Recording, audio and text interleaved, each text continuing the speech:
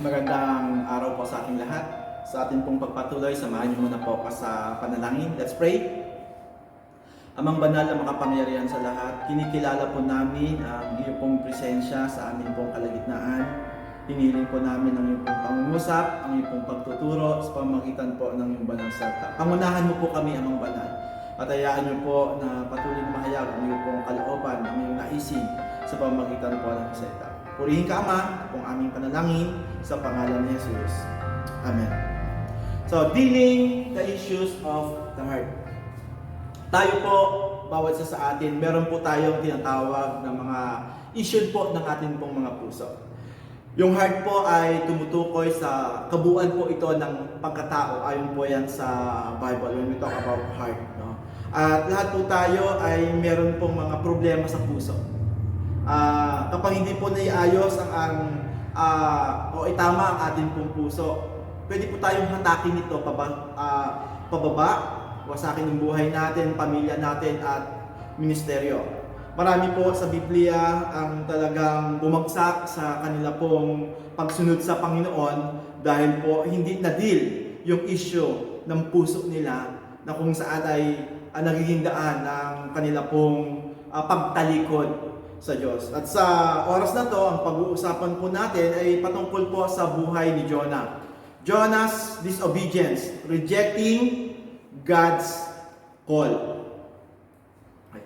Makikita po natin ang Jonah chapter 1 verse 1 to 3. Ito po yung talatang ating pong pag-uusapan. Ang aklat na ito ay naglalaman ng mensahe ni Yahweh sa pamamagitan ni Jonas na anak ni Amittai. Isang araw, sinabi sa kanya ni Yahweh, pumunta ka sa Ninive na isang malaking lungsod at sabihin mo sa mga taga roon na umabot na sa aking kaalaman ang kanilang kasalanan.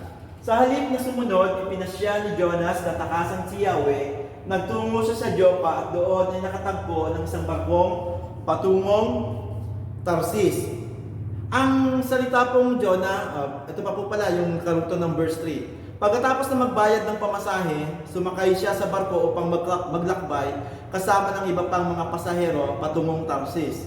Sa ganitong paraan ay inakala niya makakatakas siya kay Yahweh. Ang salita pong Jonah, ang pangalan pong Jonah, ang ibig sabihin po niya sa Hebrew ay Dab. At yung pangalan po ng tatay niya na si Amittai, kasi ginamit po sa verse 1, Jonah, son of Amittai, ang ibig sabihin po ay loyal o truthful. So napakagandang pangalan po ng Jonah. Inihalin tulad po siya sa isang kalapati. So niresearch ko po kung ano ba talaga ang karakteristik ng isang kalapati. At sabi po rito sa isang article na nabasa ko, if you are a dove person, your common characteristics are social, related, oriented, loyal, consistent, affable, honest, and friendly. The dove represents peace of the deepest kind. It soothes and quiets our worried of troubled thoughts, enabling us to find renewal in the silence of the mind.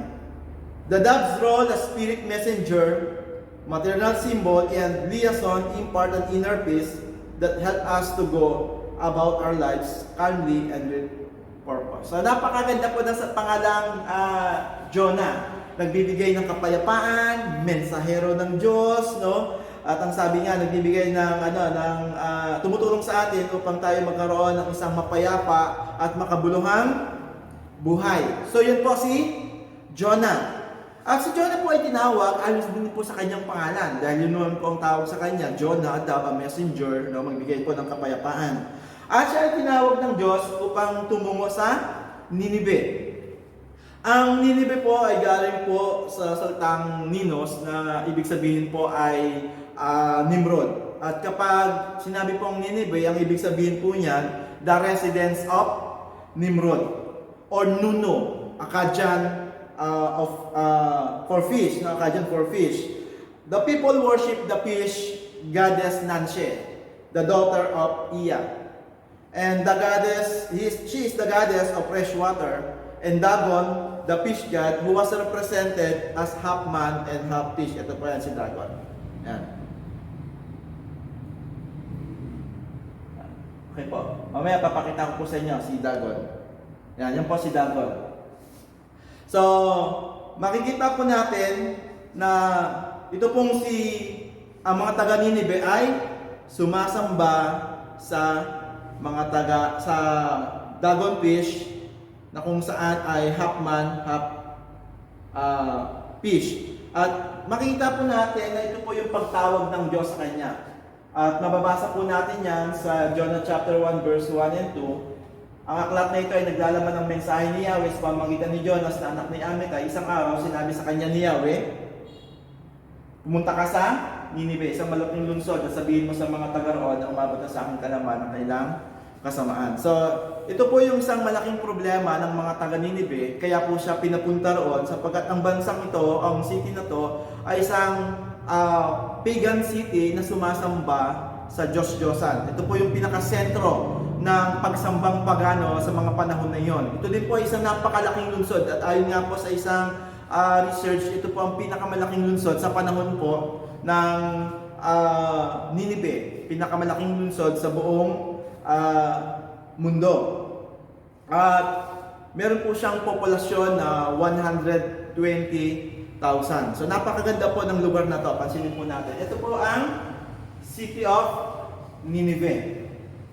Nagpapakita ng kapangyarihan, nagpapakita po ng influence, at talagang masasabi po nating maunlad na syudad. Ang problema nga lang po talaga, sobra ang kasamaan ng Ninive. At si Jonah po ay tinawag ng Diyos upang mangaral sa mga taga Ninive. So napakaganda po ng purpose ng Lord kay Jonah. Ang gamitin ng Diyos na siyang instrumento upang maligtas ang mga taga Ninive. Ang problema, makikita natin yung pangalawang puntos natin, Jonah refuses God's purpose. Sabi po yan sa chapter 1 verse 3a. Sa halip na sumunod, ipinasya ni Jonah sa takasan si Yahweh, nagtungo siya sa Joppa at doon ay nakatagpo ng isang barkong patungong Tarsis. Tandaan po natin na si Jonah ay isang propeta. At ang trabaho ng propeta, ipangaral o ipahayag ang mensahe ng Diyos. Mensahe ng kapahamakan o pagpaparusa ang daladala po niya kung hindi sila tatalikod sa kanilang kasalanan. Mensahe ng babala na ito ang mangyayaring magaganap sa kanila, gugunawin ang Ninive kung hindi sila hihingi ng tawad o magpapakumbaba sa harapan ng Diyos. Ang nakakalungkot lamang, talagang hindi niya sinunod. No? Kung titingnan natin, napakaganda ng pangalan ng Jonah, no? Consistent, maamo, no? Loyal, makikita po natin na social-oriented, di ba? Pero sa ganitong sitwasyon, makikita natin na hindi siya namuhay ayon sa pangalan niya o pagkatawag ng Diyos sa kanya. Anong ginawa niya? Umalis siya, tumakas siya, nagtungo sa Joppa, at sumakay ng barkong patungong Tarsis. So tingnan po natin to. Ito po ang Joppa. Pumunta siya ng Joppa. Instead na papunta po siya ng Ninive, ang Ninive po ay papuntang east. Samantalang ang Tarsis naman ay papuntang west. No? Sa hindi niya pagsunod sa Diyos, ang ginawa niya po ay pupunta siya ng Tarsis. 2,500 miles po ang layo niyan from Joppa. So, imagine, 250 miles. Ang equivalent po ng isang mile ay 1.6 kilometers. So, napakalayo po talaga na pupuntahan niya. So, inakala niya na sa paglayo niya sa Diyos, makakatakas na siya sa Diyos. No? At kung ating titingnan, ang Tarsis po ay kilala po sa isang bilang isang lugar na mayaman, puno ng kayamanan. Kaya pag binasa po natin ang Psalms 72 verse 10 tsaka Ezekiel chapter 37 verse 12, makikita po natin doon na punong-puno ng kayamanan o mayamang lugar talaga ang Tarshish. At pag binasa rin po natin yung buhay ni Solomon, lahat po ng malaking kayamanan na meron si Solomon galing din po ng Tarshish. No? Papapansin po natin dyan yung Queen of Sheba. So dyan po galing itong si Queen of Sheba sa Tarshish. At talagang gumawa pa ng barko itong si Solomon para lamang po magdala ng ginto mula Tarshish patungo sa kanya. Mababasa po natin yan sa aklat po ng mga hari, lalo na po sa panahon niyan. Hindi po tiyak kung ano ang dahilan kung bakit talaga wala kasi sinabi sa talata ng chapter 1 kung bakit hindi sumunod si Jonah sa Diyos, no? Pwede tayong mag-isip na maaaring hindi niya gusto kasi sobrang sama ng mga tao to, dapat ng parusahan. Pero pag binasa po natin ang aklat po ng Jonah chapter 4, makikita po natin dito yung isang dahilan kung bakit hindi po talaga sumunod itong si Jonah. So basahin po natin ang Jonah chapter 4 verse 1 to 3. Ito po ang sabi ng Biblia sa Jonah chapter 4 verse 1 to 3. Ngunit dahil dito, nalungkot si Jonah at siya'y nagalit sapagkat hindi niya nagustuhan ang pagpapatawad ng Diyos sa Nineveh. Kaya siya'y nanalangin, "O Yahweh, hindi ba bago pa ako magpunta rito, ay sinabi kong ganito nga ang gagawin ninyo? At ito ang dahilan kaya ako tumakas patungong Tarsis. Alam kong kayo ay Diyos na mahabagin at mapagmahal, hindi madaling magalit at wagas ang pag-ibig. Alam kong lagi kayong handang magpatawad. Mabuti pang mamatay na lang ako, Yahweh, mas gugustuhin ko pang mamatay kaysa mabuhay." Imagine, ang tungkulin niya sa propeta, sumunod sa Diyos. Pero dahil hindi niya gusto na ang mga taga-Ninive ay magbalik loob sa Diyos at hindi tumanggap ng parusa. Maaaring meron na siyang nasa isip niya na ang mga taga-Ninive ay sobrang sama na tao. Kasi sabi niya, abot hanggang langit na nga po yung kasalanan ng mga taga-Ninive. So dito po makikita natin, mas naghari sa kanyang puso yung galit, sa mga taga-Ninive na dapat talagang parusahan na sila. So kahit ayaw ng Diyos na mapahamak sila at gamitin siya para magbalik loob ang mga taong ito, ano ginawa niya? Tumakas pa siya, lumayo siya sa Panginoon. At mas pinili niya na makarating dito sa Tarshish sapagkat sa Tarshish mayamang lugar ito. So inisip niya siguro mas maganda na lang na mag-iba ng direksyon ng buhay. Kaysa sumunod sa pinagagawa ng Lord, so hindi ko na lang gusto kong yumaman, gusto kong maging maganda ang kinabukasan ko. Maring ito yung isang dahilan kung bakit lumaya siya at pumunta ng Tarshish. Ayaw niya talaga na makakilala itong mga taga-Ninive. At dahil doon sa inis niya yun, ang ginawa niya, nagpunta siya ng Tarshish. Hindi ko alam kung ano yung mga reason bakit maraming mga tao, mga lingkod ng Diyos ang lumalayo sa ministeryo kaysa sundin ng Panginoon, mas sinusunod nila ang kanilang kalooban. Pero ito yung pwedeng gawin, yung hindi ka komportable kasi ayaw kong gawin ito, Lord. Kasi parang hindi ko gustong gawin ito dahil dapat ito na nangyayari sa kanila. Pero iba ang damdamin natin iba ang damdamin ng Diyos. Kaya nga sabi ni Jonah, di ba? Alam ko na kayo ay mga bagin, mapagmahal at hindi madaling magalit at wagas ang pag-ibig.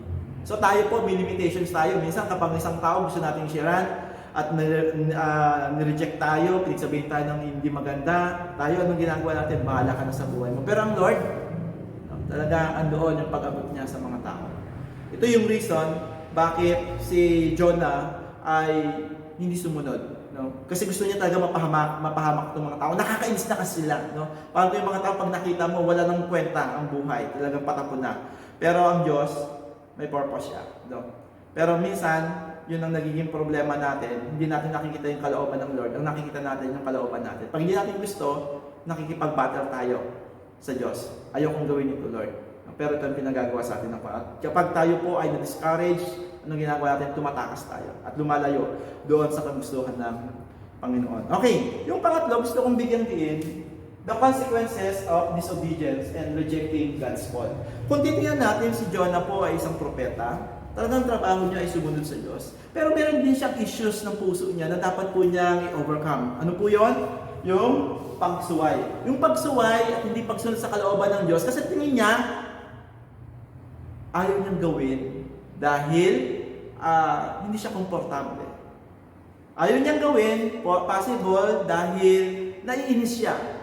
No? Dapat itong nangyayari sa kanila. Tapos ako pa ang gagamitin ng Lord para dito. So, may mga consequences po. Kahit ayaw natin, kung gusto ng Diyos, wala tayong magagawa kundi sumunod sa Kanya. Dahil tayo ay instrumento lamang. Siya ang nakakalam pa ng mabuti para sa atin. So, tingnan po natin. Kung malalaman lang sana ni Jonah na sa kanyang pagsuway sa Diyos ay ito yung pwede niyang maranasan, siguro magdadalawang isip siya. Magdadalawang isip siya kung susuway siya o hindi sa Panginoon. Kasi minsan napakadaling sumuway, pero lagi natin titingnan yung magiging consequences nito sa atin pong buhay. So ano po yung naging consequences na kanya pong naranasan? Una, experience the refining of God. Sa verse 17, sabi po rito, sa utos ni Yahweh, nilamon si Jonas ng isang dambuhalang isda at siya'y nanatili ng 3 araw at 3 gabi sa tiyan nito. Okay, so ito po ang Joppa. From Nineveh is 550 miles and from Tarshish is 2,500 miles. No? Kanina sabi ko 250, 2,500 miles po pala ang layo niya.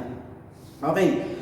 Makikita po natin na ang salita pong Tarshish, ang kahulugan po nito ay means refining pot.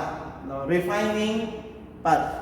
Dito po makikita natin pag sinabi nating refining, remove impurities or unwanted elements to make or become free from impurities. So dito po makikita natin, naranasan niya yung pagtutuwid o pagtuturo ng Diyos sa kanyang buhay. Lahat naman tayo naniniwala ako na hanggang ngayon, merong ginagawang refining ang Diyos sa buhay natin. No? Iniaayos niya ang ating pong buhay, ang ating pong puso upang lalo pang maging kagamit-gamit sa kanyang ubasan. Pero ang nakakalungkot lang na pagsasaayos ng Lord, kailangan niya pong lunukin siya ng malaking isda at halos mamatay. Siguro kung ikaw ito sa panahon ni Jonah, kung iambing ka kay Jonah, siguro nag-iisip ka habang nasa tiyan ka, Lord, bakit ba nangyari pa sa akin ito? Pero siguro kung una pa lang alam niya na lulunukin na siya ng malaking isda, baka nagdalawang isip na siya, no? Maraming mga inaayos ang Diyos sa buhay po natin para matuto po tayo. Kung meron man pong pangit na nangyari sa paglalakbay natin sa paglilingkod, na maaaring dahilan ng hindi po natin pagsunod sa pinagagawa ng Diyos, pwede pong magdala ito sa atin ng malaking aral upang sa susunod na pagsunod natin o pagpapagawa ng Lord sa atin, hindi na po tayo magdadalawang isip pa. Sa buhay mo po, sa buhay ko, ano na po yung mga pagtanggal ng Lord ng mga bagay na mali sa buhay natin, na naranasan natin, na minsan dumaan tayo sa isang sitwasyon na parang talagang ayaw nating maranasan. Naalala ko po yung kaibigan kong pastor, isa sa mga ninong po ni Kuya Abdiel. Nung kami po ay nasa Pitogo, Quezon, nagkaroon po ako ng maraming kaibigang pastor doon. At isa po sa mga naging kaibigan ko po roon ay nagkwento sa akin ng kanyang karanasan kung paano siya tinawag ng Panginoon. Dahil ang Pitogo po, taga-Mulanay siya, namimingwit po sila, nanguhuli sila ng mga pating, ng mga malalaking isla ng mga tuna. So sabi niya sa akin, tinawag daw siya ng Panginoon, pero nagdadalawang isip siya kasi mahirap yung lugar, paano yung kinabukasan nila, malaki ang kita sa panghuli. Mandi makakahuli ka po ng isang tunang malaki na ibibenta po nila niya ng 30 hanggang 40 sa sobrang laki po, na 30,000 pesos. Sa beses nga, nagpakuha ko ng picture, yung tuna na pinakuha ko ng picture, katabi ko, ganyan kalaki, mas malaki pa nga po sa akin. So, tinatawag siya ng Panginoon na maglingkod sa kanya, pero ang ginawa niya po, medyo inignore niya. Namingwit muna siya kasama yung kuya niya. So, sa Mulanay po kasi, ang dagat po doon, ang lalim ay mga 700 tipan. Kaya ko nasabi yun kasi nakasama ko one time sa kanila nang bulog kami ng tirahan ng mga isda doon na kung saan ay umaabot po ng 100, 300, hanggang 700, di ba? So habang naniningwit po sila, nandun po yung kapatid niya sa isang dulo ng bangka at siya naman po isang dulo ng bangka. Meron po silang bingwit, Naramdaman niyo po na meron na pong kumain doon sa kanyang isda. No? At ang ginawa niya, nagulat yung kuya niya, kasi yung kuya niya habang tinitingnan siya, ang ginawa niya po sa nylon, ipinulupot niya po sa kamay niya. So nakaganon po siya. So paghatak niya pong ganon, naramdaman ng isda na hinahatak siya. Ang ginawa po, ang tendency ng isda pala, pag nahuli mo at hinahatak mo, palubog siya. So nahulog po siya, nandun siya sa ilalim, no? Lumalango yung isda sa ilalim, kasama siya dahil nakatali yung kanyang kamay. At napapaligiran din siya ng mga kasama niyang mga namimingwit. Ang sabi niya, oh, may nahuli ako. Hindi nila alam na nahulog na yung tao. Sabi ng kuya niya, huwag niyong hatakin, baka kapatid ko yan, mamamatay siya pag hinatak niyo yan, baka nabingwit ninyo.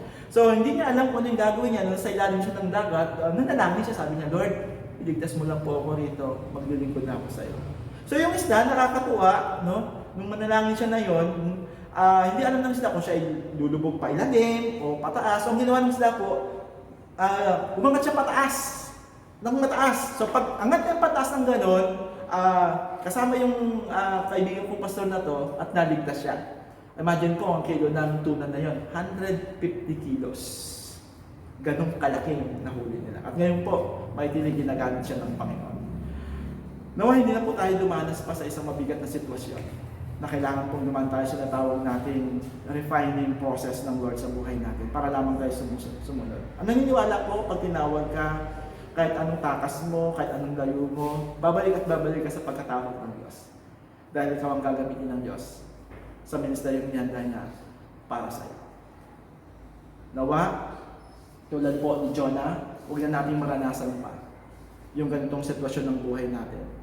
Na makaranas ng matinding kaguluhan o pagtuturo ng Diyos para lamang po sumunod sa Diyos. At alam ko marami sa atin masasabing may mga pangyayaring naganap sa atin na nagturo sa atin para sumunod sa Panginoon.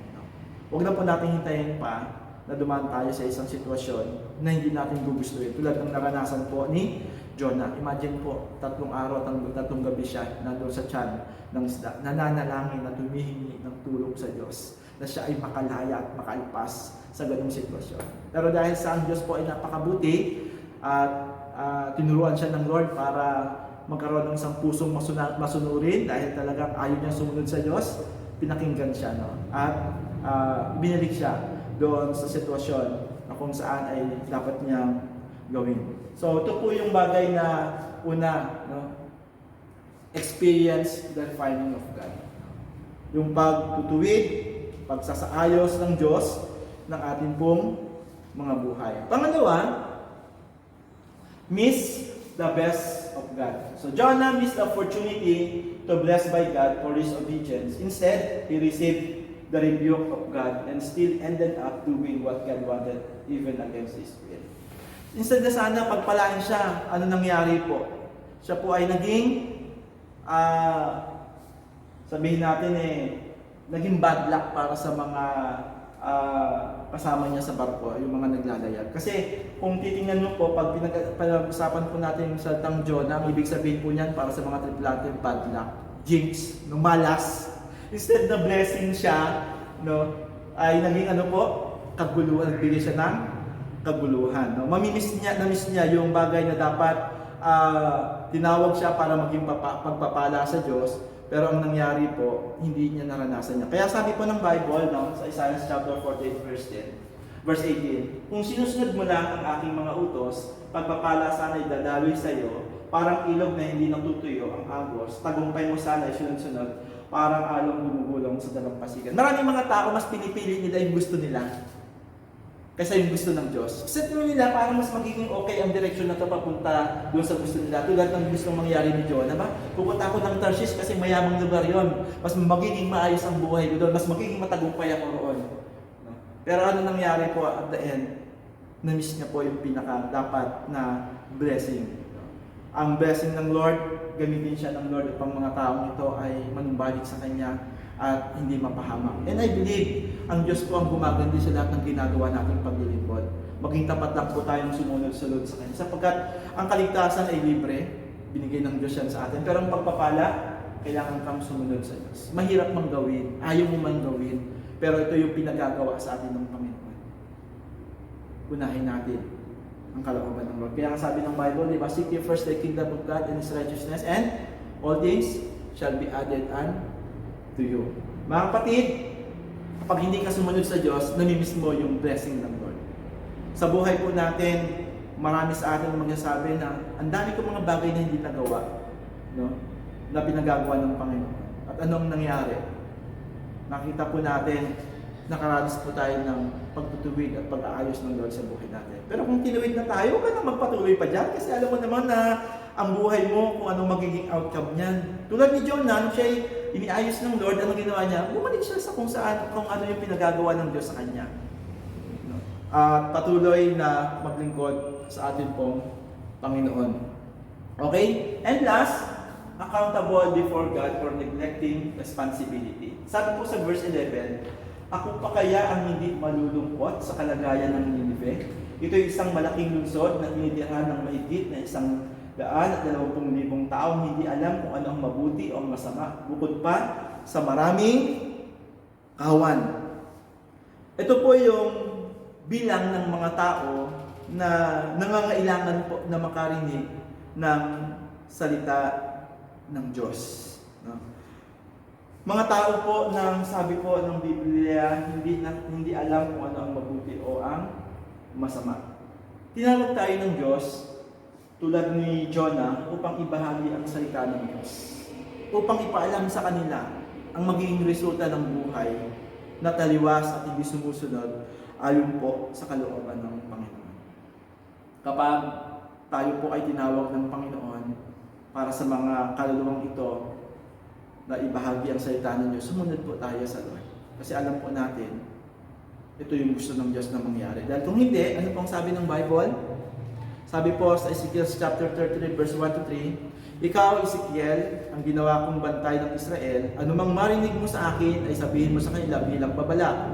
Kapag sinabi ko sa taong masama na siya ay mamamatay at di mo ito ipinaalam sa kanya upang makapagbagong buhay, mamamatay nga siya sa kanyang kasamaan. Ngunit pananagutan mo ang kanyang kamatayan. Ngunit kapag binigyan mo ng babala ang masama, gayon may hindi pa rin ito nagbagong buhay, mamamatay siyang makasalanan, ngunit wala kang dapat panagutan. May mga pagkakataon po sa buhay ko na kapag narinig ko na meron akong isang kaibigan malapit sa akin, kamag-anak na namatay na hindi na nakarinig ng salita ng Diyos, hindi ko nabahagi ng salita ng Diyos. Nagkakaroon po ng kirot yung puso ko, na nasaktan po at nagkakaroon ako ng guilt feelings na, Lord, paano yan? Pag ako namatay at tumarap sa iyo, ito yung mga taong hindi ko po nabahagi na. Samantalang binigyan niyo po ako ng tungkulin na ibahagi ang salita ng Diyos. Napakahalaga po na makita natin na ito yung pinagagawa sa atin ng Panginoon. Tayo po ay mga Kristiyano, masarap po maglingkod sa Panginoon. Pero ang pinaka-priority po talaga ng paglilingkod natin ay abutin po ang mga tao ito. Abutin ang mga kaluluwang ito. More than 10 years po kami ni Alma sa misyon. Mas ginusto ko po iyon sapagkat nung ako po ay gagraduate ng seminary, sabi ko ayoko mag-stay sa church kasi wala akong gagawin doon kundi mag-alaga lang ng mga Kristiyano. Mas gusto ko na pumunta sa ibang lugar upang magbahagi ng salita ng Panginoon. So hindi talaga po ako nagpa-ordain, no? It took 10 years, more than 10 years po bago po ako nagpa-ordain. Dahil naniniwala po ako na mas kailangan ng mga tao ang salita ng Diyos sa mga lugar na hindi pa po sila nakakakilala. And ang Pitogo po, ang sabi natin, worst barangay ng mga time na yun. At naniniwala ako na may purpose po ang Lord sa kanilang buhay. Mga kapatid, meron tayong mga issue ng puso natin. At ang issue ng puso na yan ay yung hindi pagsunod sa kalooban ng Diyos. Ang kalooban ng Diyos, sumunod tayo sa pagkatawag niya sa atin. Ibahagi natin ang salita ng Diyos. Ano po yung damdamin natin sa panahon tayo kinakausap ng Diyos upang ibahagi ang mensahe niya sa mga taong hindi nakakakilala pa sa Kanya. Mga taong, masabihin natin malapit sa atin, kaibigan natin, barkada natin, mahal natin sa buhay. Tayo ba ay nagre-reject dahil sa kung anong sasabihin nila, kung anong mangyayari? Pero this time, pinapaalalahanan po tayo ng Lord. Anak tayo ng Diyos. Kinakausap tayo ng Diyos. Sumunod po tayo sa Diyos. Huwag niyo po natin hayaan na ang ating pong puso ay magrebelde sa kung ano ang gusto ng Diyos sa buhay natin. Naniniwala ako, kinakausap ka ng Diyos. Kinakausap ako ng Diyos. Ang nais ng Diyos, sumunod sa kanyang pinapagawa. Issues of the heart, disobedience. Kung ating titingnan po ang buhay natin, tayo po ba ay namumuhay sa hindi pagsunod? Hindi pagsunod sa gusto ng Diyos na gawin natin at iayos natin ang ating pong mga buhay. Kaya sa oras na ito, mga kapatid, siyasatin po natin ang ating mga puso. Meron po ba sa puso natin na hindi tayo sumusunod sa gusto ng Diyos? Kung meron po tayong ganong damdamin o nararanasan, humingi tayo ng tulong sa Diyos.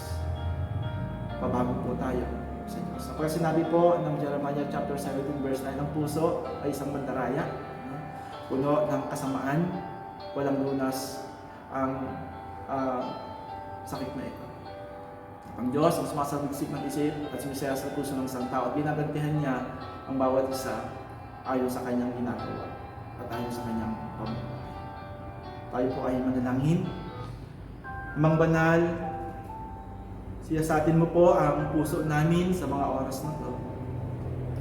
Kung meron pong nakita ka na katigasan ng aming pong puso na hindi sumusunod sa iyo, mga bagay na kung saan ay pinag-give up mo na sa amin, pinatatalikuran mo na sa amin, pero hindi para namin ginagawa. Alam po namin na mas magiging worse ang mararanasan namin sa amin pong buhay kung hindi kami susunod sa iyo. Ang aking pong panalangin sa mga oras na ito, Lord, tulungan mo po ang bawat isa sa amin na sumunod sa nais mo, sa gusto mo. Tulungan mo kami ng iyong kalooban ang maghari sa amin pong mga buhay. Salamat po sa oras na to. Salamat po sa paalala mo sa amin. Nabantayan namin ang aming pong puso. Kung meron na po bang pagsuway na gagawa kami sa aming pong buhay. Kung meron na kaming pagsuway sa iyong kalooban at kagustuhan na dapat po namin ginagawa o isinasabuhay. Tulungan mo po kami, Ama. Sa bawat anak mo nakikinig ngayon, kung meron mo silang pinagdurusahan ngayon dahil sa hindi pagsunod sa iyo, hinihiling ko po sa pangalan mo, Panginoong Yesus, maranasan po nilang kapayapaan ng bubuhat sa iyo. At tulad ni Jonah, magdesisyon din po ang bawat isa sa amin na tumalikod at magbalik loob sa iyo, Amang Banal. Salamat po sa iyo po namin pinagkakatiwala ang lahat ng ito. Ito po ang aming panalangin sa pangalan ni Jesus. Amen. Amen. Pagpalain po tayo ng Panginoon. Ito po ang mensahe ng salita ng Diyos sa atin sa oras na ito. Sa Diyos po ang papuri, pagluwalhati.